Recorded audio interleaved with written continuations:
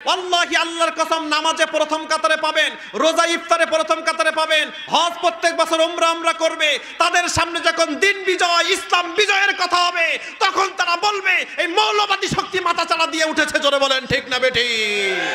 আসলে ওরা ইসলামের বিজয় দেখতে চায় না, ওদের মধ্যে আছে নিফাকি, রোগ ঢুকে গেছে। ফি কুলুবিহিম মারাদ, রোগ আছে কোথায়? দেখা যায়?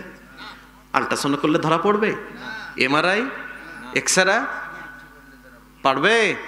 পড়বে না, কিন্তু রোগ ঠিকই আছে। আল্লাহ রাসূল যুদ্ধ থেকে ফিরে আসলেন। প্রিয় ভাইরা, এই আব্দুল্লাহ ইবনে উবাই আরো আরেকদিন রাসূল যুদ্ধ থেকে ফিরে আসার পরে যখন মেম্বারে জুমার দিন খুতবা দিতে বসেছে, সে আবার উঠে দাঁড়াইছে। শোনো, তিনি হলেন আমাদের রাসূল, তাকে সহযোগিতা করতে হবে, তার পাশে থাকতে হবে, তার কথা মানতে হবে।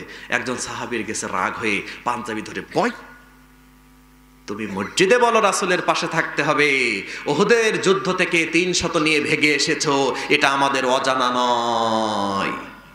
নেতার গেছে রাগ হয়ে, নেতা অপমানিত হয়েছে। আব্দুল্লাহ ইবনে উবাই, তারও একটা সম্মান ছিল। সম্মান করতো কারা? মুনাফিক লেভেলে যারা।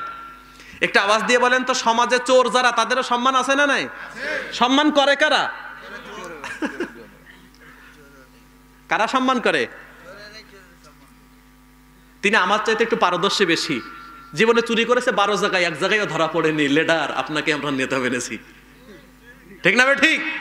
চোরকে সম্মান করে চোরেরা, তো মুনাফিকদের সম্মান করে মুনাফিকরা। কিন্তু মুনাফিক যারা, তাদের মাঝে আব্দুল্লাহ ইবনে উবাইয়ের একটা অবস্থান ছিল, একটু নেতা টাইপের। তো মসজিদের গেট দিয়ে চলে যাচ্ছে, একজনের সাথে দেখা। জিজ্ঞাসা করছে যে নেতা কোথায় যাচ্ছেন? আমি চলে যাচ্ছি। আমি কি খারাপ কিছু বলার জন্য দাঁড়াইছিলাম নাকি? তুমি যে ভালো বলার জন্য দাঁড়াইছিলে ওটা তো আমরাও বলতেছি, ঠিক না ঠিক? তুমি খারাপ বলো নাই, ওটা আমরাও বলতেছি, কিন্তু মুখেরটার সাথে অন্তরেরটা মিলে নাই, অমিল হয়ে গেছে। এখন আল্লাহ মুখেরটা নেয় নাকি অন্তরেরটা নেয়? তো আল্লাহ যেটা নেয় তোমার সেটাই গলত, তো তুমি ইসলামের কি উপকার করবে? তখন বলতেছে, আচ্ছা নেতা চলেন যায়, রাসূলের কাছে যায়, যে আপনার জন্য একটু ক্ষমা নিয়ে নেই।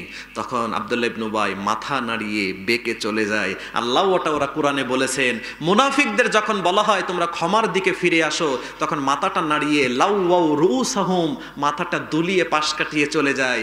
মুনাফিকরা ক্ষমার দিকে যেতে চায় না। ওরা মনে করে ক্ষমা চাইলে আমাদের ব্যক্তিত্ব, ঐতিহ্য, শক্তি, সামর্থ্য, সম্মান কমে যাবে। ওদের পুঁজি তো অহংকার। মুনাফিকদের পুঁজি কি? যারা বলেন ঠিক না ঠিক?